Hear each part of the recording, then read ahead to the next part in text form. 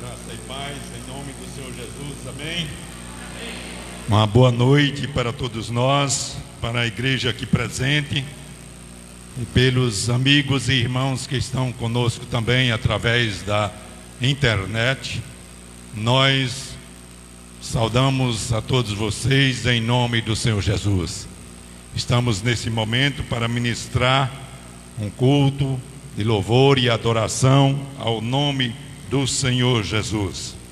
Queremos convidar a igreja para ficar em pé enquanto vamos fazer uma oração e em seguida uma leitura da palavra de Deus.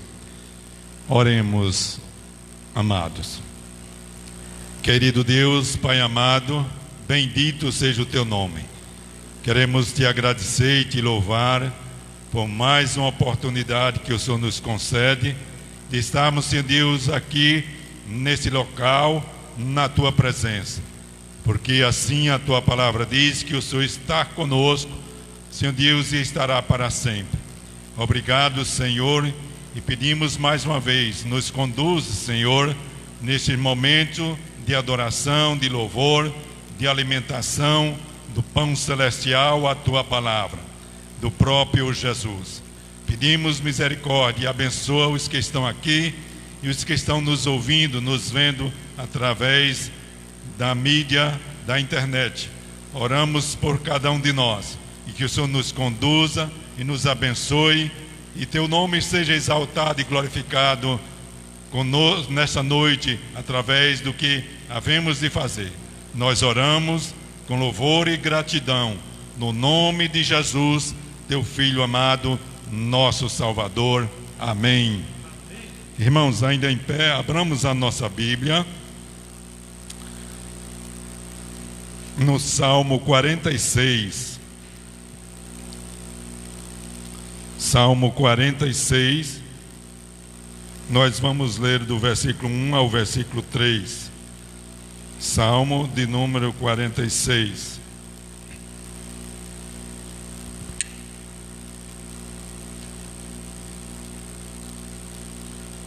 E diz assim a palavra do Senhor no Salmo 46, versos de 1 a 3. Deus é o nosso refúgio e fortaleza, socorro bem presente nas tribulações. Portanto, não temeremos, ainda que a terra se transtorne e os montes se abalem no seio dos mares. Ainda que as águas tumultuem e espumejem, e na sua fúria os montes se estremeçam. Que Deus aplique nos nossos corações a sua palavra. A igreja pode sentar. Vamos louvar ao Senhor com o hino de número 47 do nosso hinário Novo Cântico.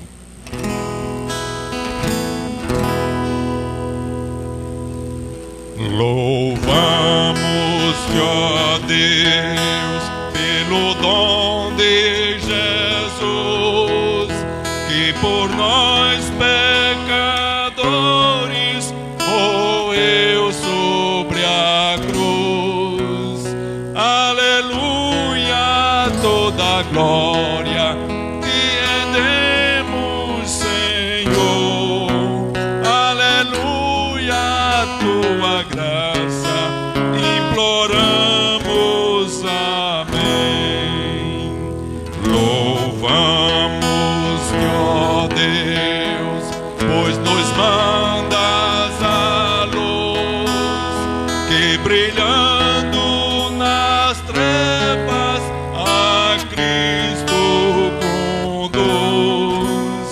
Aleluia, toda glória te rendemos, Senhor. Aleluia, tua graça imploramos, amém. Louvamos-te, ó Deus, por teu Filho Jesus, que foi morto, mas vive no reino da luz.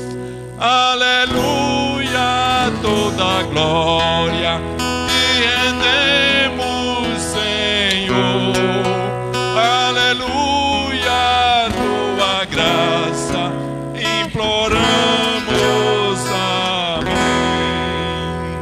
Louvamos-te, ó Deus, e rogamos, Senhor, dá-nos sempre sentir teu poder, teu amor. Aleluia, toda glória te rendemos, Senhor. Aleluia, tua graça imploramos. Amém.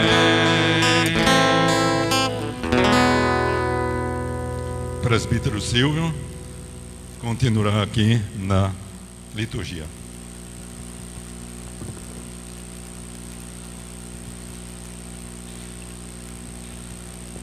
A graça e a paz do nosso Senhor e Salvador Jesus Cristo. Amém, meus irmãos? Muito bom estarmos aqui na casa do Senhor para louvá-lo e engrandecer o nome do nosso Senhor e Salvador Jesus Cristo. É um momento muito especial do culto, onde nós vamos entregar os nossos dízimos e as nossas ofertas no altar do Senhor.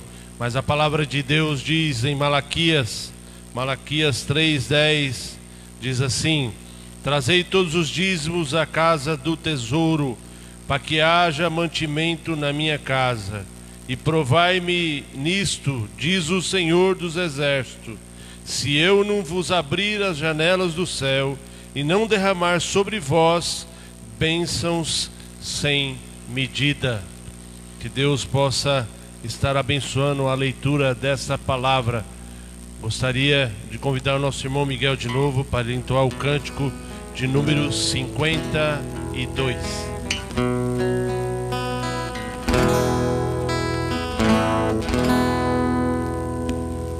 Entoar mais um cântico de louvor, enquanto nós também participamos da adoração, entregando nossos dízimos e nossas ofertas. O hino de número 52 do Inário Novo Cântico. Saudai o nome de Jesus, arcanjos adorai, arcanjos adorai, ao Rei que se humilhou na cruz com glória,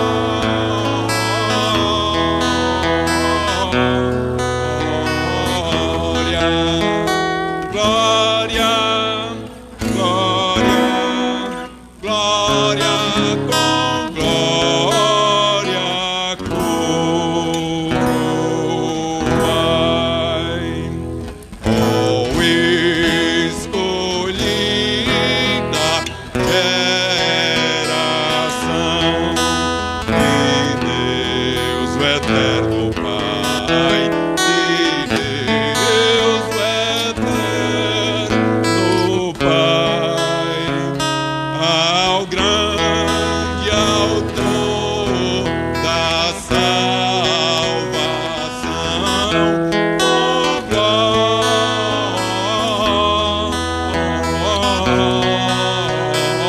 glória, glória, glória, com glória coroai. Remidos todos com fervor, louvores entoai, louvores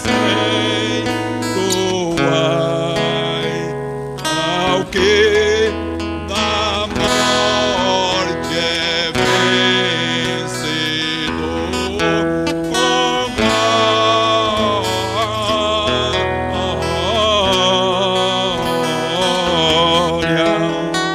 glória, glória, glória, com glória coroai. Ó raça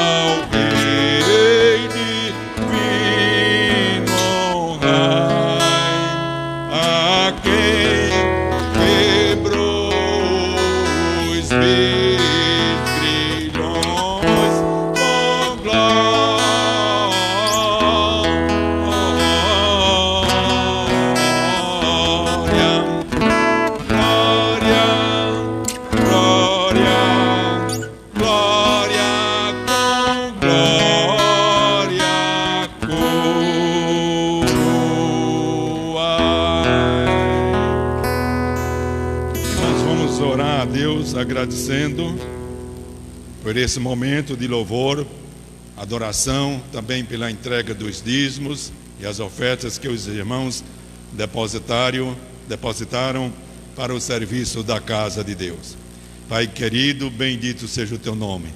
Mais uma vez te louvamos porque, Senhor Deus, estamos aqui com liberdade, adorando ao Senhor, entoando louvores e ofertando, Senhor Deus, nossos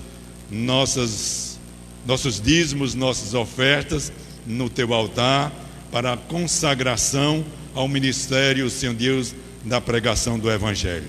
Obrigado, Senhor, por nossas vidas e porque o Senhor tem nos dado essa oportunidade.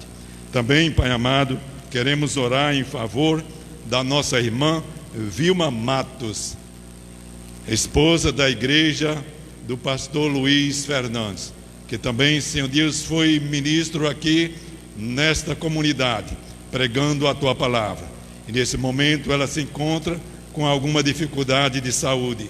E pedimos ao Senhor, em nome de Jesus, que o Senhor a abençoe, esteja com ela, a curá-la, segundo a tua bondade, o teu propósito, o teu poder e graça. Nós oramos assim, no nome de Jesus. Amém.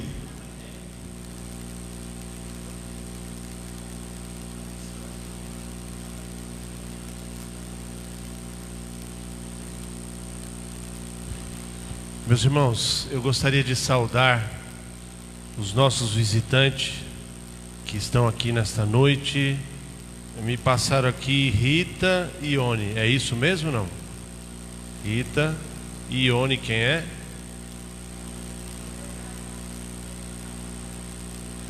Não tem. É Jane? Ah, Jane, a nossa irmã já conhece demais. Da família do Ricardo e Ione. Que Deus abençoe a vida delas, cuide e que nós possamos estar abraçando esses irmãos, amém? Vamos nos colocar em pé.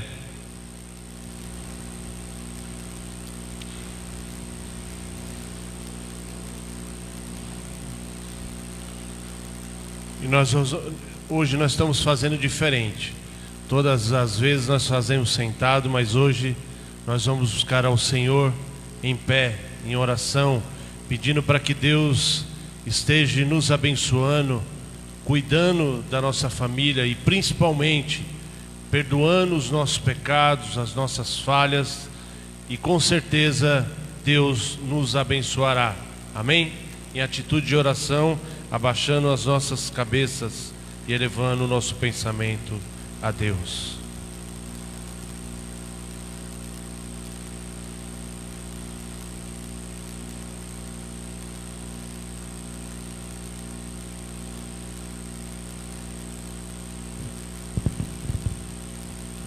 Senhor nosso Deus, eterno e grandioso Pai, nós queremos, ó Pai querido, te louvar, nós queremos te agradecer, te render glórias, ó Pai, porque até aqui, Senhor, Tu tem cuidado de nós, Tu, Senhor, tem nos abençoado em especial, nos livrado de enfermidades, ó Pai, de acidentes, ó Pai. Muito obrigado, ó Pai, Tu tem cuidado da nossa família, Tu tem cuidado da nossa igreja, a Igreja Presbiteriana de Caicó, a cada irmão, a cada lar representado, ó Pai, e que nesta noite, ó Pai, nós colocamos a nossa vida diante do Teu altar, para que em nome do Senhor Jesus, ó Pai querido, Tu esteja fazendo a Tua vontade sobre a nossa vida, e que nesta noite possa ser uma vida de entrega, uma vida de comunhão na Tua presença, ó Pai, que em nome do Senhor Jesus, a Tua palavra que for ministrada nesta noite, que ela possa entrar de encontro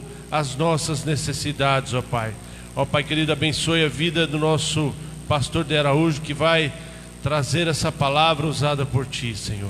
E agora, Senhor, nós Te pedimos perdão, Senhor, pelos nossos pecados, pelas nossas falhas, e somos sabedores, Senhor, que Tu perdoa os nossos pecados quando nós confessamos de todo o nosso coração. Ó Pai, fique conosco nesta noite maravilhosa, onde estamos aqui para ouvir a Tua voz. Abençoe as nossas vidas, perdoe os nossos pecados, em nome de Jesus, amém. Podeis assentar, irmãos. Passa a palavra ao reverendo de Araújo, que trará a mensagem do Senhor. Amém?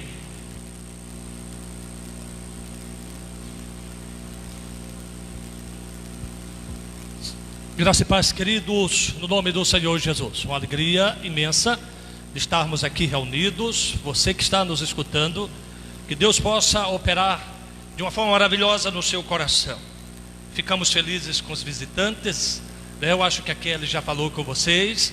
Identifiquei que são casadas já. Quando for jovens, não deixe de falar com a presidente, está ali. Os jovens não vão saindo assim rapidamente, mas mantenha um elo rapidamente antes de sair, se despedindo, combinando de estar junto novamente. Isso é que igreja, nós estaremos trabalhando para que não saiamos daqui como manada. Nós vamos sair como ovelhas, né? De ovelha sai como rebanho.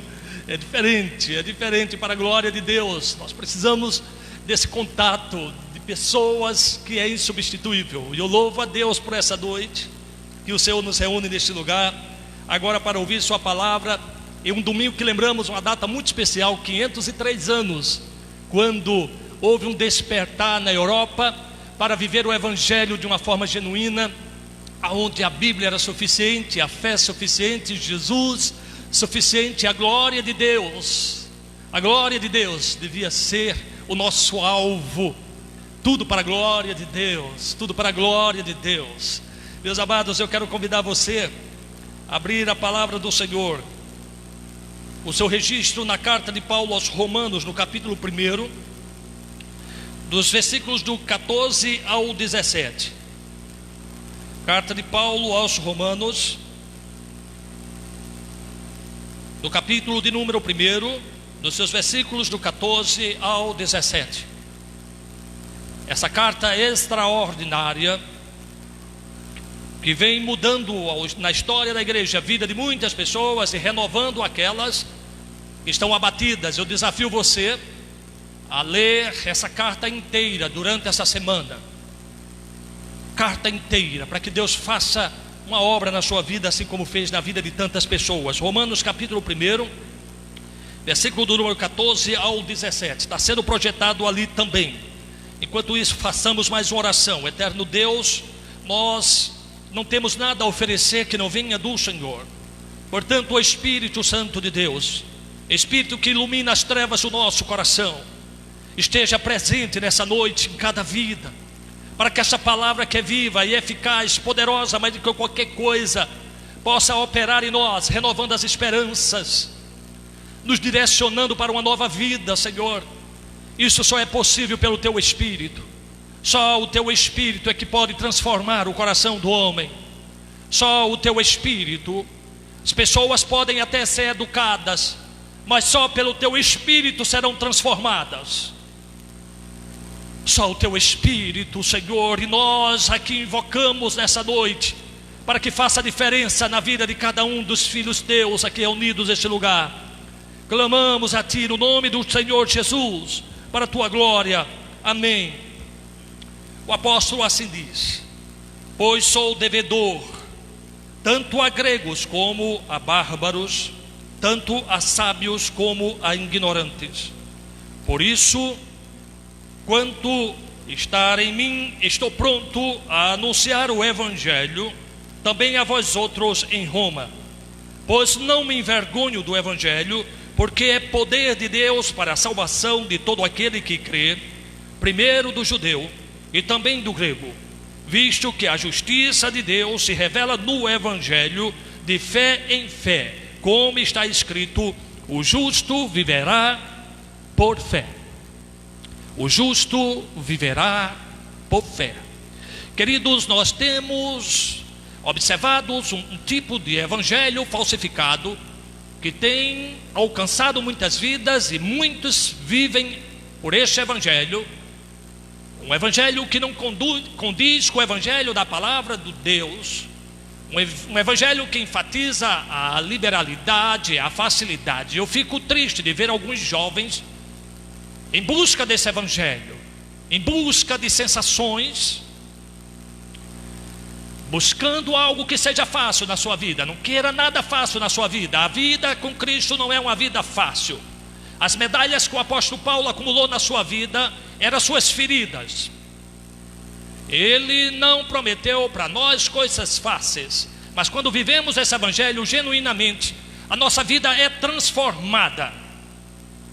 E nós temos visto pessoas que têm caído nessa tentação. E eu lamento muito, lamento, jovem, você que está me ouvindo, que está sendo tentado a isso. Um evangelho que não precisa esperar, um evangelho do descartável, que é um evangelho pós-moderno, aonde se usa, abusa e joga fora. É um evangelho fácil, descartável, e um evangelho que não serve.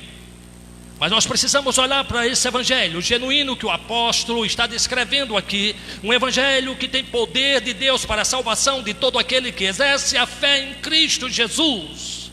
Esse é o evangelho transformador. Esse é o evangelho que precisamos ver aqui. Agostinho foi impactado pelo evangelho. Agostinho foi um homem difícil na sua juventude, um homem muito inteligente, mas um homem com sérias dificuldades sexuais. E ele, lendo Romanos 13, no versículo 13 a 14, ele leu: andemos dignamente como em pleno dia, nem em orgias e bebedices, nem em impudícias e dissoluções, não em contendas e ciúmes, mas revesti-vos do Senhor Jesus Cristo, e nada disponhais para a carne no tocante às suas concupiscências. E Agostinho foi transformado por esta palavra. A sua mãe Mônica já tinha orado muito por ele, já tinha derramado lágrimas por ele, mas Agostinho parecia não ser transformado pelas suas palavras, por aquilo que ela tinha aprendido. E quando ele ler esta palavra nesta carta, então ele é transformado pelo poder, e trouxe uma contribuição para a igreja infinita no século IV, que ressoa até os dias de hoje. O poder do evangelho, o poder do evangelho, que nenhuma mãe, que nem um pai, que nem um amigo seu pode fazer da sua vida, o evangelho faz. E aí nós temos um homem, agora no século XVI, um homem que está atormentado pelo medo do inferno, sem direção certa, tentando fazer suas penitências, procurando ser fiel à igreja da sua época, e continuava mais angustiado e mais desesperado como nunca.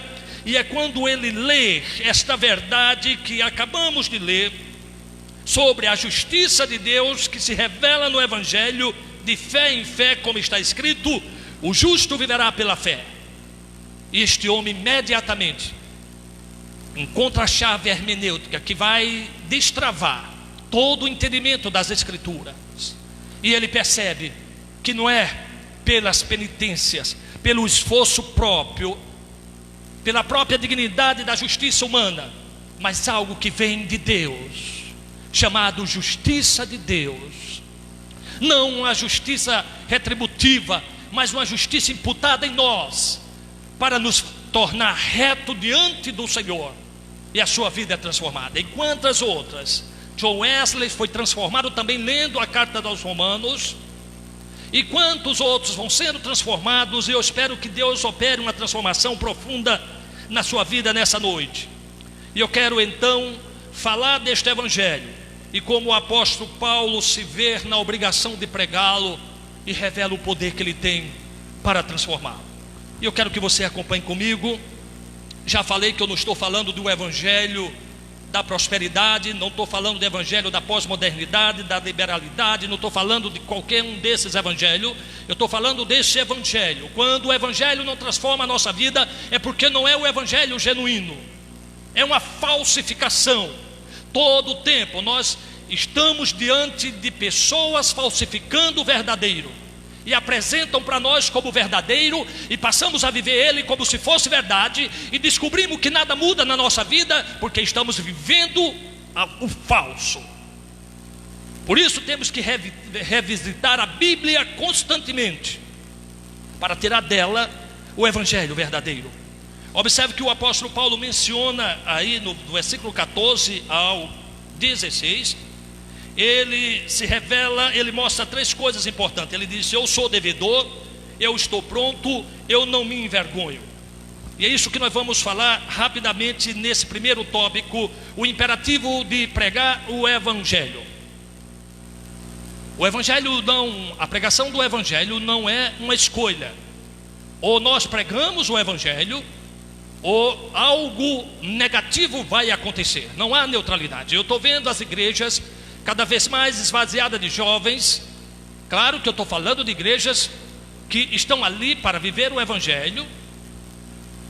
Igrejas que estão com o Evangelho falsificado.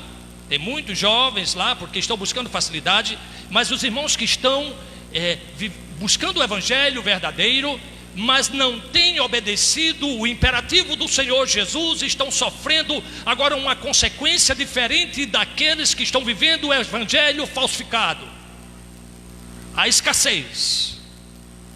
Uma igreja que não gera ovelhas, não vão gerar relacionamentos, que vão gerar os namoros, que vão gerar os casamentos, que vão gerar a liderança, e essa igreja vai sofrer. E quando eu estou pregando o Evangelho, jovens, talvez você esteja pregando o Evangelho para o seu futuro esposo, talvez você esteja pregando o Evangelho, jovem, homem, para a sua futura esposa, e nós não entendemos isso. De onde virão? De onde virão aqueles que o Senhor separou para que constituam famílias realmente nos moldes bíblicos? Queridos, uma família que não tem um modelo bíblico cristão, até ter filho é perigoso. Até ter filho é perigoso. Os filhos se tornam armas e flechas que voltam como bumerangue e acertam os próprios pais. Mas quando constituímos uma família bíblica firmado do Evangelho, os filhos se tornam bênçãos como rebentos da oliveira ao redor da sua mesa, e a casa se enche de felicidade. A igreja precisa evangelizar, e o apóstolo Paulo diz, primeiramente, ele diz: eu sou devedor do Evangelho, eu sou devedor. E você pode se tornar devedor tomando emprestado algo a alguém, ou alguém lhe dando algo precioso para entregar para o outro. Você está devendo porque ainda não entregou. E este é o sentido do texto aqui que Paulo fala. Ele recebeu do Senhor um tesouro maravilhoso em suas mãos, e ele disse: se eu não entregar isso que o Senhor me entregou àqueles que o Senhor mandou que entregasse, eu estarei devendo.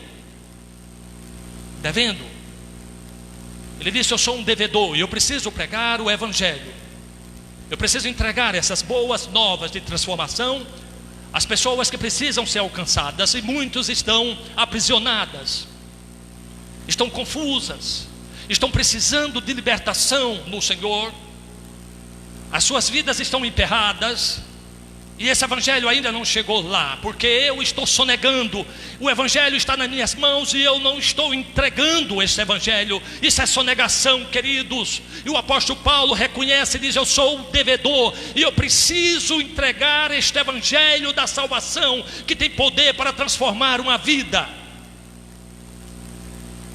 Quando nós não pregamos o Evangelho, a sociedade vai se deteriorando, e a violência vai aumentando, a corrupção vai crescendo, e nós não entendemos que nós também somos responsáveis pela segurança da cidade, quando pregamos o Evangelho e tiramos o jovem delinquente lá das ruas e colocamos diante do Senhor, e ele faz uma nova criatura, e esse será um grande homem, uma grande mulher, prestando o serviço da sociedade para a glória de Deus, porque a glória é só dele.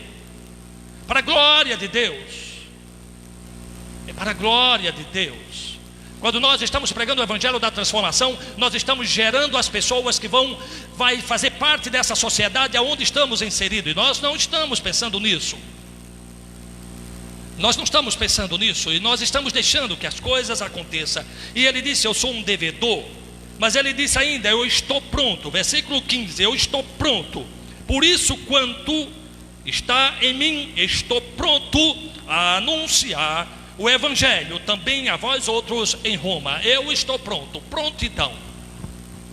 As pessoas parecem estar ocupadas demais. As pessoas parecem que perderam, não tem mais tempo para pregar o Evangelho. Parece que nós temos tempo para todas as coisas, de ficar na internet 1 hora, 2 horas, mas nós não temos 10 minutos para apresentar as boas novas de salvação para que aquelas vidas sejam transformadas. E olhe, irmãos, não basta apenas ficar mandando o versículo. A sua vida, como carta escrita, precisa espelhar a transformação de Cristo. Nós precisamos ser pessoas diferentes, para que as pessoas percebam que eu vivo o evangelho que eu estou apresentando a eles. As pessoas precisam olhar em nós e dizer: eu quero fazer parte das pessoas que vivem o evangelho. E muitas pessoas vivem como construtores e demolidores, colocam tijolo, derruba 10 e nunca constrói realmente o edifício para a glória de Deus. Prega em palavras, destrói com testemunho, e assim vai ruindo e mostrando um evangelho que não transformou a sua vida. E se o evangelho não transformou a sua vida, esse evangelho não tem poder na vida do outro, não porque ele não tenha poder em si, porque o seu mau testemunho está corroendo a grandeza do evangelho do Senhor. E o apóstolo Paulo depois vai dizer: eu não me envergonho desse evangelho, porque tem pessoas que são a vergonha do evangelho. Tem pessoas que na verdade envergonham o evangelho, e tem pessoas que não têm vergonha do evangelho. E talvez nessa noite, você que está me ouvindo, vocês que estão aqui, talvez você numa reflexão perceba que não se envergonha do evangelho, mas tem sido a vergonha do evangelho. E as pessoas olham e diz para você: olha, essa mensagem que você está me entregando pode ter algum efeito, mas na sua vida eu não vi nenhum. Eu lembro quando nós criamos em Brasília um projeto com 4 dentistas, Sorriso do Bem. E nós gostamos de dizer para as pessoas: sorria, Jesus te ama. Não gostamos? Ah, como é fácil dizer isso. Eu vou dizer de novo: sorria, Jesus te ama. Eu posso dizer de novo: sorria, Jesus te ama. É fácil, mas difícil é colocar dente nas pessoas para que elas possam rir. Pessoas que não tinham nem dentes e tinham vergonha de sorrir. E nós atendemos mais de 3.000 pessoas, porque nós colocamos um consultório na igreja e nós desafiamos os servos de Deus que queriam servir ao Senhor, e 4 deles disseram: eu vou trabalhar voluntariamente. E nós dissemos: nós compramos um material. E uma viúva disse: eu dou todo o equipamento do meu esposo, que era dentista e faleceu. E nós ali atendemos aquele projeto chamado Sorriso do Bem, onde as pessoas aprenderam a sorrir, porque receberam muito mais do que um dente na boca. Receberam a alegria da salvação, que vai nos movendo e nos conduzindo para uma felicidade que excede todo o entendimento. Esse é o evangelho transformador, querido. Um evangelho que foi transformando a Europa, chegou a Novo Mundo pela América e foi transformando aquelas pessoas. Uma nova ética começou a surgir naqueles corações, e começou a surgir uma nova forma de entender o mercado. E se nós hoje não entendemos o capitalismo, é porque não tem ética, é selvagem. Mas se você ler a obra de Weber, ele vai ter uma obra que chama Ética Protestante, o Espírito Capitalista, onde ele mostra como o testemunho daquelas pessoas foi gerando uma ética no meio daquela sociedade, e tudo foi transformando-se naturalmente pelo poder do evangelho. O que temos de capitalismo hoje não espelha uma ética que é reportada das Sagradas Escrituras. Por isso se torna selvagem, se torna opressor, destruindo o pobre, destruindo as pessoas. Não porque ele seja ruim em si, mas as pessoas que o usam não têm a base da palavra para assim conduzir. Não me envergonho, eu não me envergonho. Paulo não era um homem que envergonhava o evangelho. Ele não era um homem que tinha vergonha do evangelho. Era um homem que pregava a palavra sem medo. Porque tem pessoas que não têm vergonha de ficar se beijando aí no meio da rua, casais. Eu não estou falando aqui de héteros, estou falando de outros tipos de relacionamento. Não tem vergonha, mas tem vergonha de pregar o evangelho. Tem vergonha de pregar o evangelho. E outras pessoas que não têm nenhuma mínima vergonha de fazer o que faz aí em todo o canto, mas tem vergonha de pregar o evangelho. Não tem vergonha de mentir, não tem vergonha de ficar devendo, não tem vergonha dessas coisas. Essas coisas deveriam ser algo pelo prisma da palavra de Deus, algo que não deveria existir na nossa vida. Mas tem vergonha de pregar o Evangelho. Ele diz assim, no 1 Coríntios 9,16: se eu anuncio o Evangelho, não tenho de que me gloriar, pois sobre mim pesa esta obrigação, porque ai de mim se não pregar o Evangelho, ai de mim se não pregar o Evangelho, ai de você se não pregar o Evangelho. Eu não vou falar de novo, mas consequências virão. Não serão apenas vidas que não estarão sendo alcançadas pelo Senhor na sua geração, mas as implicações de falta de relacionamentos que são necessários dentro da igreja. Tudo isso tem implicação. Se nós não temos crianças, não vamos ter adolescentes. Se não temos adolescentes, não vamos ter jovens. Se não temos jovens, com quem vão casar? E eu fico vendo o desespero de algumas irmãs que querem se manter fiel na igreja. E olha para a igreja e não vê a opção. E talvez você diga, mas Deus está sendo muito cruel comigo. E ainda disse que no meio de uma cidade desse tamanho eu tenho que escolher entre esse grupo pequeno. E o Senhor vai dizer para você, mas o problema não é meu, o problema é seu, vocês não evangelizaram. E eu sempre gosto de falar, lá em Pentecoste, começo da igreja, mais de 3.000 pessoas numa noite só. Uma noite só. Meu amigo, se no meio de 3.000 pessoas ainda não tiver alguém para você casar, misericórdia, porque a exigência é grande. Misericórdia. Aí temos que clamar por misericórdia, não é mais por gente não. 3.000 numa noite só. Numa noite só. E eu fico imaginando como era aquilo, e cheio de novidades, gente diferente, gente que encontraram-se com o Senhor Jesus. Que coisa maravilhosa, queridos. Nós não precisamos 3.000, nem caberia aqui. Nós precisamos o suficiente para a igreja seguir saudável, cumprindo a sua missão na terra. Mas vamos mais um ponto, meus queridos. O poder do Evangelho está aí no versículo 16. O poder do Evangelho, versículo 16. Pois não envergonho do Evangelho, porque é poder de Deus para a salvação de todo aquele que crê, primeiro o judeu e também do grego. O poder de Deus. O Evangelho, ele tem poder ilimitado.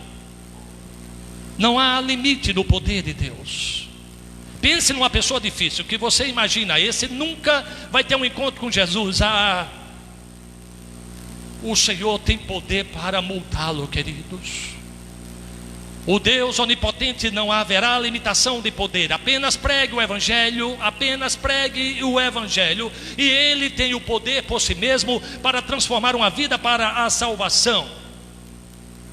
Não cabe a nós converter pessoas. Tem gente que fica aperreado e quer levar o outro à força. E a palavra de Deus diz, não é por força nem por violência, mas pelo meu Espírito. Deixa que o Espírito de Deus tem poder suficiente para transformar a vida de uma pessoa. É o poder de Deus.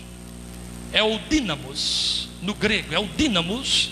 Essa palavra depois gerou a palavra dinamite, mas não gosto muito da analogia do dinamite, porque a dinamite, quando ela explode, ela destrói. Eu gosto de pensar em um poder que constrói, é um poder dinâmico, construindo a vida sem fazê-la em pedaços. Pelo contrário, ele junta os pedaços e faz alguém novamente. Isso é o que faz. E não é de um dia para outro, porque é uma dinâmica, é um poder dinâmico. Algumas pessoas passaram anos destruindo a sua própria vida e chega na igreja e pensa que num dia só vai sair tudo bem. Peraí, queridos, é uma dinâmica. O Espírito vai trabalhando em uma dinâmica. E é um processo. É um processo em nós, e nós devemos ter paciência com os jovens mais difíceis da igreja, com as senhoras, os senhores mais difíceis. Eles ainda estão nas mãos de Deus. Enquanto o vaso estiver nas mãos de Deus, mesmo que ele se quebre, o Senhor pega novamente e vai fazendo, e vai fazendo, e vai refazendo cada um de nós. Alguns vasos dão mais trabalho do que o outro, mas o Senhor não desiste de nós. E aqueles que não esperam nunca vão ver o vaso completo.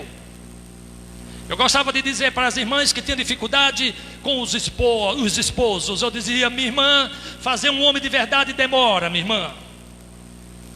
Fazer um homem de verdade dá trabalho. Não faz num dia só. E Deus vai trabalhando, vai trabalhando. E as irmãs devem ensinar as mais novas a amar esses maridos. E eu vejo muitas vezes um efeito contrário: irmãs falando mal do próprio marido para outras irmãs, contrariando a palavra de Deus, que diz que ensina a amar. A irmã ensina a desamar. Você pode dizer: o esposo é difícil, mas eu estou orando por ele, e eu creio que Deus vai transformar a sua vida, porque é uma dinâmica de Deus para a transformação. Esse evangelho, ele tem um poder capaz para salvar. É para a salvação de todo aquele que crê.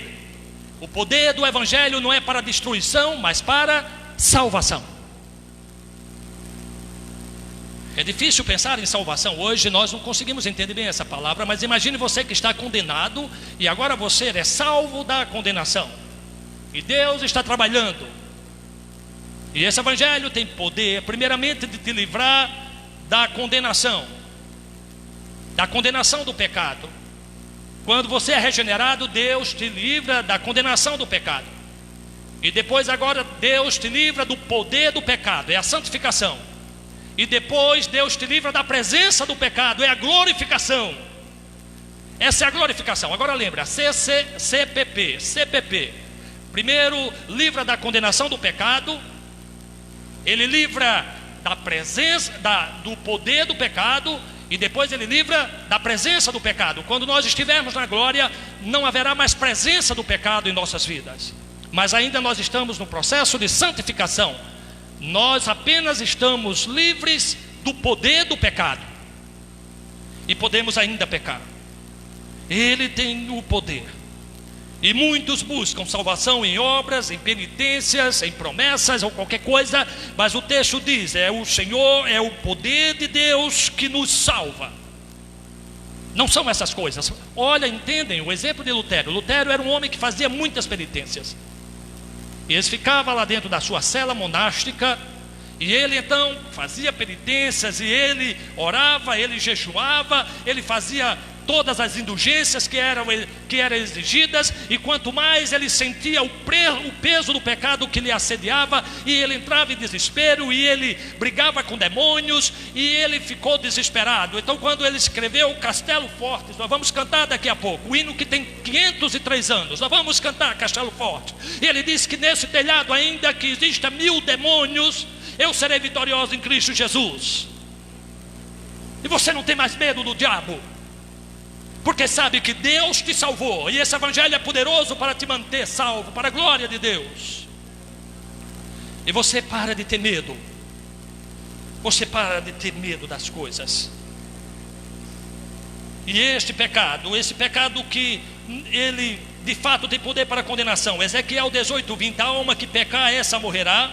O filho não levará a iniquidade do pai, nem do pai, nem o pai a iniquidade do filho. A justiça do justo ficará sobre ele, e a perversidade do perverso cairá sobre este. Diz que Deus não inocentará o culpado, cada um responsável pela sua parte do pecado, e não tem como um pagar por outro, e nós não teríamos saída. E o Filho de Deus, através da sua justiça, nos libertou e nos livrou da condenação do pecado.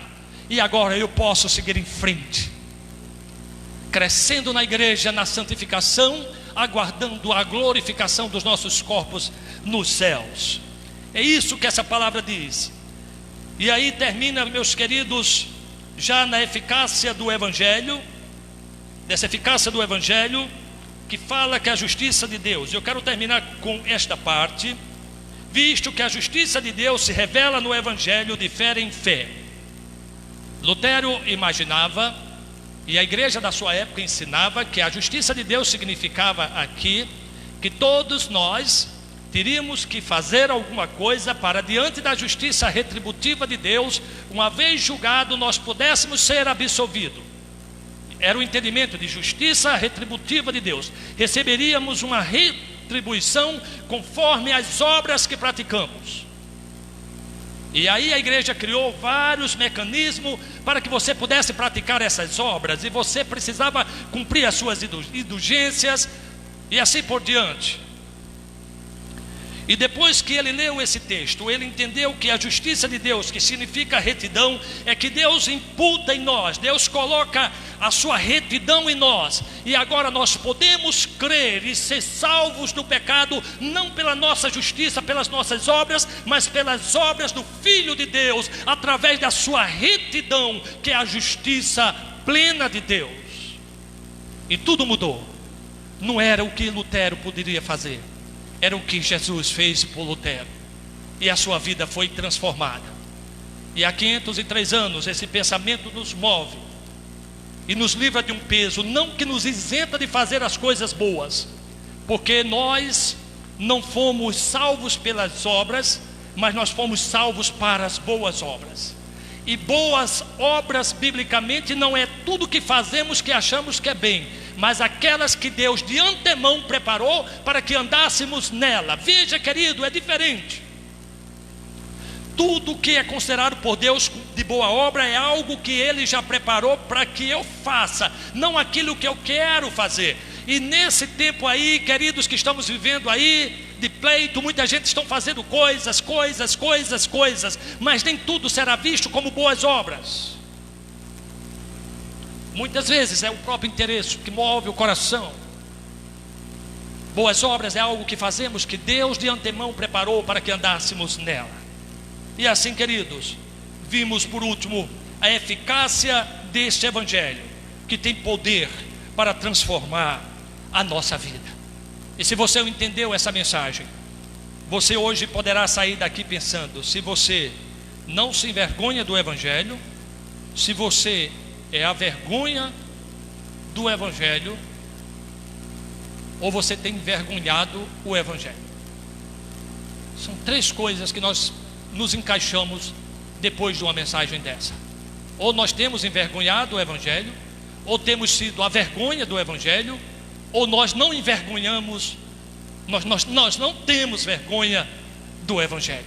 E eu espero sinceramente, você que está me ouvindo, que você não se envergonhe do evangelho. Eu espero que você não seja a vergonha do evangelho, que você não tenha envergonhado o evangelho de Cristo, que você não tenha sido uma pessoa que tem desviado a muitos, que com tantas lágrimas foram rebanhados no aprisco do Senhor. Que Deus aplique essa palavra ao nosso coração, e assim cantaremos juntos: Castelo forte é o nosso Deus.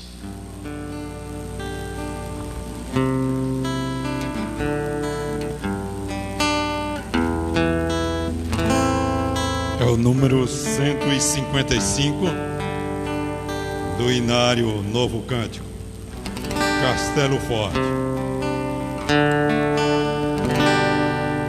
Castelo forte é nosso Deus, espada e bom escudo, com seu poder defende os seus. Vamos ficar de pé, queridos. Em todo transe agudo, com fúria pertinaz, persegue Satanás, com ânimo cruel, mais forte é o Deus fiel, igual não há na terra. A força do homem nada faz, sozinho está perdido, mas nosso Deus socorro traz, em seu Filho escolhido. Sabeis quem é Jesus, o que venceu na cruz, Senhor dos altos céus, e sendo o próprio Deus, triunfa na batalha. Se nos quisessem devorar, demônios não contados não nos iriam derrotar, nem ver-nos assustados. O príncipe do mal, com seu plano infernal, já condenado está, vencido cairá por uma só palavra. De Deus é verbo ficará, sabemos com certeza, e nada nos assustará, com Cristo por defesa. Se temos que perder famílias, bens, prazer, se tudo se acabar e a morte enfim chegar, com Ele reinaremos.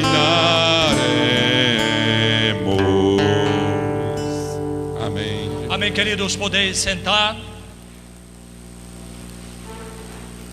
Convidar os presbíteros para ficar mais próximo da mesa. Nós estamos agora celebrando a ceia. Esta é a mesa do Senhor. Não é a mesa da igreja presbiteriana de Caicó. E todos aqueles que já corajosamente, pelo poder do Espírito de Deus, já confessaram ao Senhor diante de todos os homens e discernem esse corpo de Cristo de uma forma plena, devem participar. É certo que a palavra do Senhor diz, no versículo 28 da primeira carta de Paulo aos Coríntios, do capítulo 11, que examine-se, pois, o homem a si mesmo, assim coma do pão e beba-se do cálice. O exame não é feito pelos presbíteros nem pelos pastores, mas individualmente. Mas com a responsabilidade que temos de conduzir o rebanho de Deus, também seguimos em frente com o mesmo apóstolo ainda falando, dizendo: pois quem come e bebe sem discernir o corpo, come e bebe juízo para si. Eis a razão que há entre vós muitos fracos, doentes e não poucos que dormem. Aqueles que ainda não têm o entendimento completo deste mistério, deste sacramento, deve abster-se mais um pouco, para que não esteja tomando, em vez de um ato de bênção, um sinal da graça de Deus na sua vida, um juízo de Deus. E aqui ele fala em categorias. Primeiro, em ordem crescente: fracos, doentes e mortos, mostrando que o juízo de Deus pode ser apenas um juízo leve, um moderado, mas um juízo extremo. E nós não devemos esquecer essas palavras. Eu sei que existe igreja que diz que podem todos participar, porque não consideram essa possibilidade. Eu prefiro orientar os irmãos que acalmem-se e esperem. Há tempo para tudo. Pessoas que não aprendem a esperar as fases da vida são pessoas que prejudicam sua vida ao longo da caminhada. A Bíblia diz que há tempo para tudo: tempo para cantar, tempo para chorar, tempo para nascer, tempo para morrer, tempo para rir e tempo para saltar de alegria. E quando não aprendemos a esperar, fazemos coisas que é para serem feitas em outro tempo, num tempo que ainda não lhe foi dado. Jovens que já vivem como casados, casados que não vivem mais como casados, e o tempo da vida dele é uma bagunça, porque não aprenderam a viver o tempo da forma correta para viver. Então, queridos, essas palavras não são para amedrontar, essas palavras são para orientar e trazer a direção à igreja. Então não tenham medo. Se você no seu exame tem uns irmãos que ainda não foram batizados, então deve aguardar. Mas se você já foi, então faça isso com consciência. Primeiro o pão, nós temos um kit aqui. Nessa parte de cima nós temos o pão, na parte de baixo nós temos o cálice. Primeiro você vai tirar a parte de cima, virar ao contrário e tirar o pão que está dentro. Meu irmão Silvio, mostre para a igreja aqui. Se os irmãos, hoje foi um novo formato, levanta. E aqui temos aqui nessa parte um filme, e os irmãos vão tirar o filme e no momento certo comer o pão e depois o cálice. Então, meus amados, nós vamos pedir que os irmãos que estão preparados direcionem-se à mesa de uma forma ordenada e venha, pegue o seu kit e volte para o lugar onde você estava. Não precisa ser de uma vez, os irmãos vêm ordenadamente para evitar aglomeração aqui neste lugar.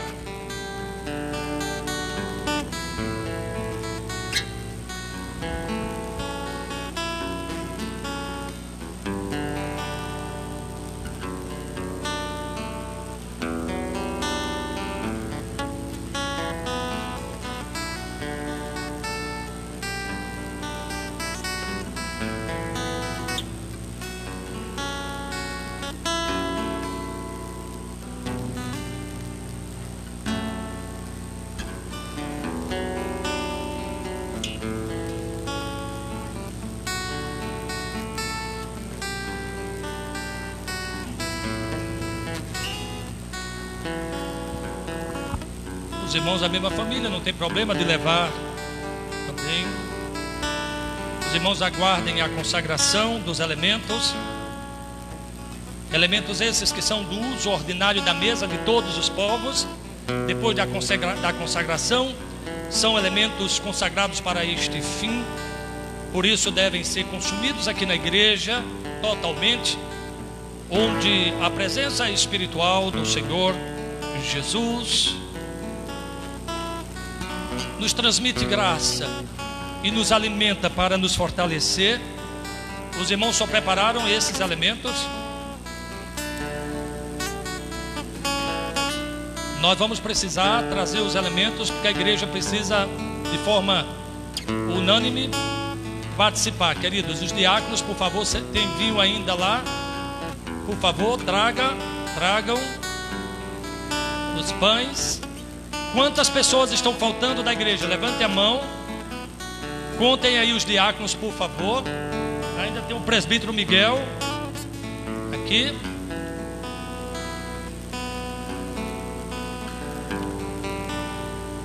Queridos, sentem mais um pouco. Nós vamos cantar uma canção enquanto chega os elementos, para que todos participem juntos. Isso nos faz pensar que a igreja está aumentando e os elementos faltaram.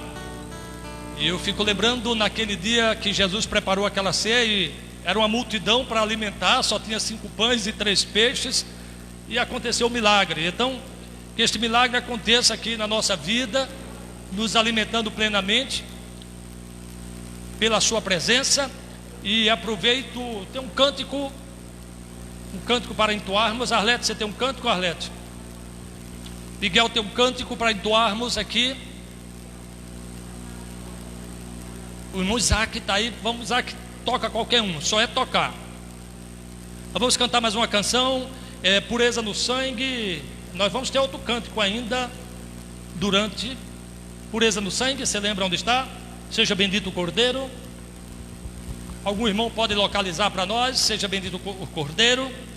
Enquanto ele encontra, queridos, lembrando ainda da reforma, este símbolo criado por Jesus para unir os irmãos foi motivo de muita desavença. A igreja instituída romana da época entendia que no momento da consagração o pão se transformava no corpo de Cristo e o vinho se transformava no sangue. 269.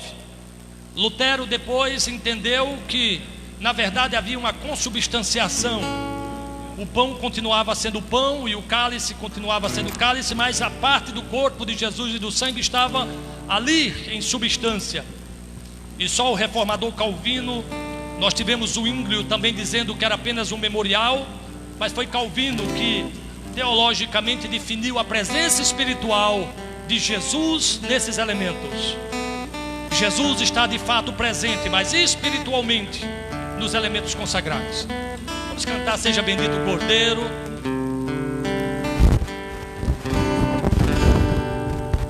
Seja bendito o Cordeiro, que nos por nós padeceu.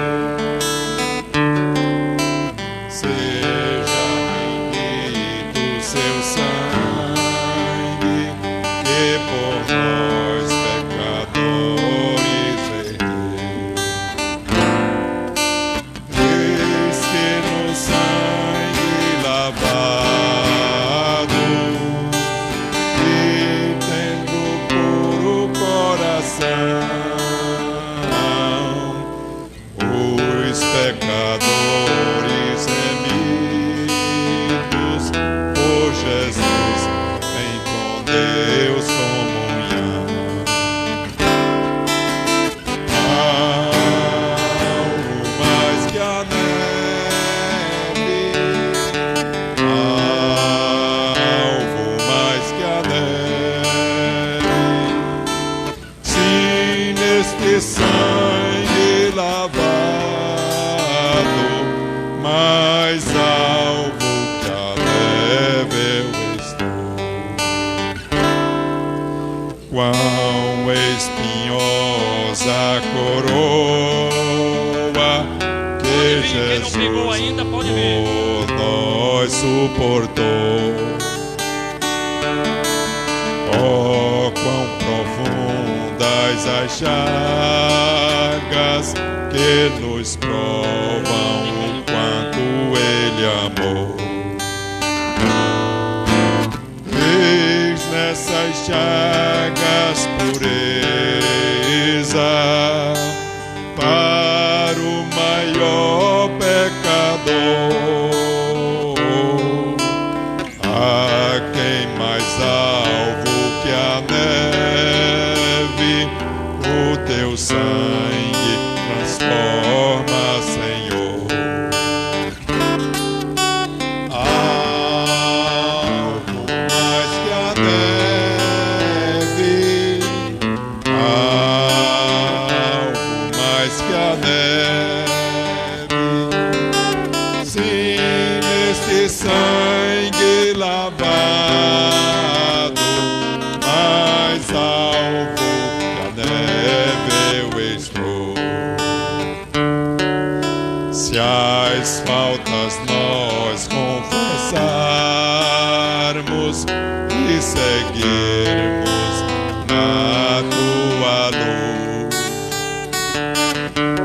tu não somente perdoas, purificas também, ó Jesus. Lavas de todo pecado, que maravilha de amor, pois que mais alvo que a neve o teu sangue nos torna, Senhor.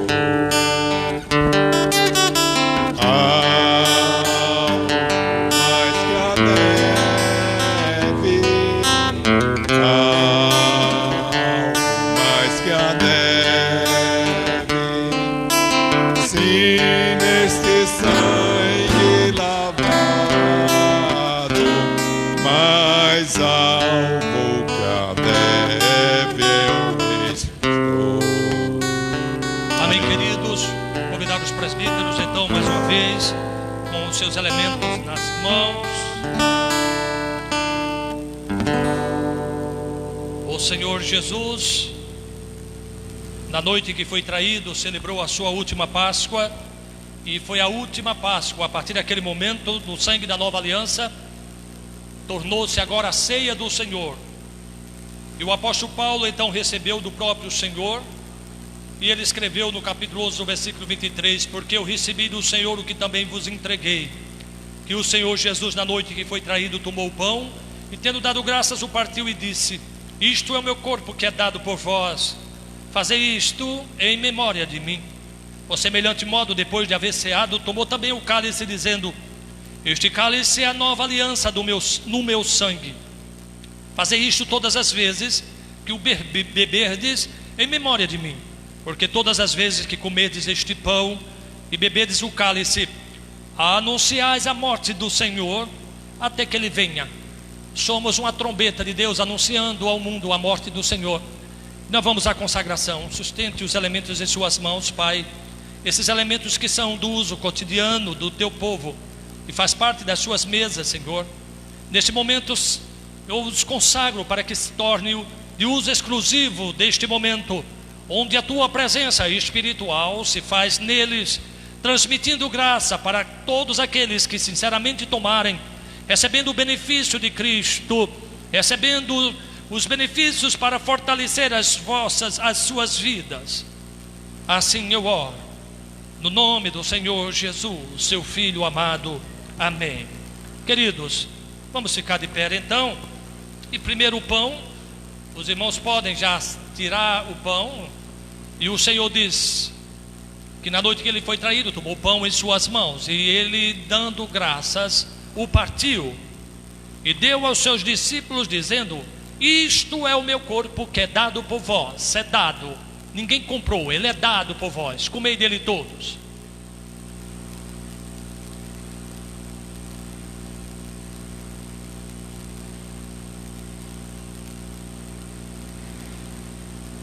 Por semelhante modo, ele tomou o cálice em suas mãos e disse: este é o cálice da nova aliança do meu sangue.